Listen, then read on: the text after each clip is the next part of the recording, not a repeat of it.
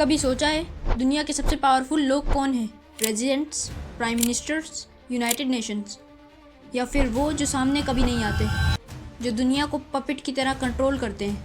Banking system, oil markets, wars, media, सब कुछ उनके इशारे पर चलता है। और अगर आप सोचते हो कि ये सिर्फ कंस्पिरेसी थ्योरी है, तो इस वीडियो के एंड तक आपका पूरा परसेप्शन शेक हो जाएगा। That's where world leaders from politics to industry The discuss. bromance is definitely over. जब भी हम पावर की बात करते हैं, हम पॉलिटिशियंस के नाम लेते हैं, Joe Biden, Xi Jinping, Narendra Modi या व्लादिमीर पुतिन। लेकिन ये सिर्फ फ्रंटमैन है, रियल पावर इनके पीछे होती है। जैसे एक फिल्म का एक्टर स्पॉटलाइट में होता है, लेकिन डायरेक्टर और प्रोड्यूसर बैकग्राउंड में बैठे सब कुछ कंट्रोल कर रहे होते हैं। वर्ल्ड में भी कुछ पावर डायरेक्टर्स जो ग्लोबल फाइनेंस, वॉर, टेक्नोलॉजी और मीडिया के जरिए दुनिया को शेप करते हैं। सबसे पहला और सबसे पावरफुल टूल है बैंकिंग सिस्टम्स। आज आप जिस नोट को पैसा समझते हो, वो किसी रियल वैल्यू से टाइड नहीं है। It's just fiat currency printed out of thin air. और इस सिस्टम का गॉडफादर कौन है? The Federal reserve.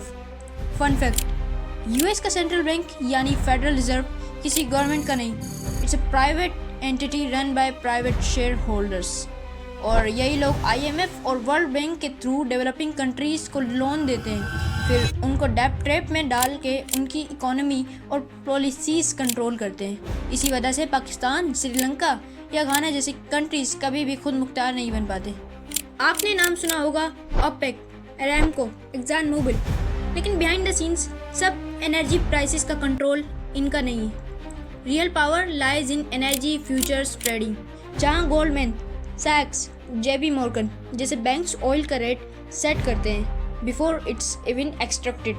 Wars in Iraq, Libya, Syria सब एनर्जी जियोपॉलिटिक्स का हिस्सा है।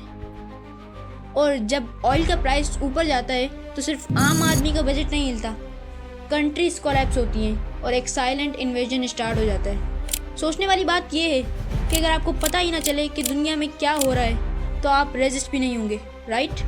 That's why media control is one of the strongest weapons of the elites. Fox News, CNN, BBC, Al Jazeera सब एक ही narrative को push करते हैं। और अगर कोई आउट ऑफ द बॉक्स बात करे तो या तो उसे डिस्क्रेडिट कर दिया जाता है या कैंसिल। एक और शॉकिंग फैक्ट, सिर्फ 6 मेजर कंपनीज पूरी दुनिया के 90% मीडिया को ओन करती हैं। इसका मतलब आपको वही दिखाया जाता है जो वो दिखाना चाहते हैं। Free press is nothing but an illusion. आज के ज़माने में जो डाटा कंट्रोल करता है वो दुनिया कंट्रोल करता है। गूगल, फेसबुक, अमेजोन, एप्पल, ये सिर्फ टेक कंपनीज नहीं, ये मॉडर्न डे सर्विलेंस एम्पायर्स हैं। आपकी location, interest, conversation, even sleep patterns तक रिकॉर्ड हो रहे हैं और फिर एआई के ज़रिए आपको मैनिपुलेट किया जाता है। Shopping, voting, opinions, everything. क्या आपको लगता है कि आपकी सोच आपकी अपनी है? May be not. अब बात करते हैं उन लोगों की जो ना मीडिया में होते हैं ना पॉलिटिक्स में, लेकिन हर जगह उनका इन्फ्लुएंस होता है। नाम सुना होगा Rothschild, Rockefellers, Bilderberg group, Freemasons. ये लोग क्लोज डोर्स मीटिंग में डिसाइड करते हैं क्या पॉलिसीज़ लॉन्च होंगी, कौन सी करेंसी डिवैल्यू होगी, किस मुल्क में इंस्टेबिलिटी क्रिएट की जाएगी, और सब कुछ एक ग्लोबल एजेंडा के तहत होता है। New world order.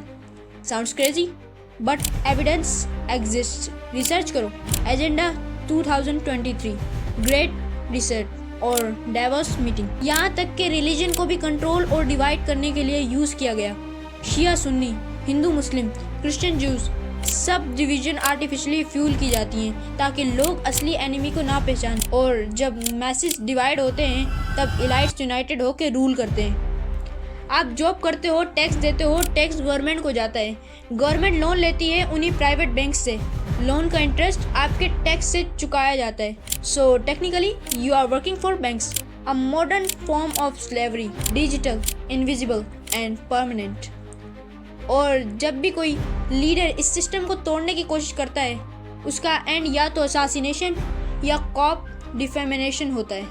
तो जब आप कहते हो कि गवर्नमेंट कुछ नहीं कर रही, तो समझ लो वो खुद किसी और के अंडर काम कर रही है। एक्चुअल रूलर्स वो हैं जो कभी इलेक्शन नहीं लड़ते, फिर भी हर इलेक्शन उनकी मर्जी का रिजल्ट देता है। This is the real world order.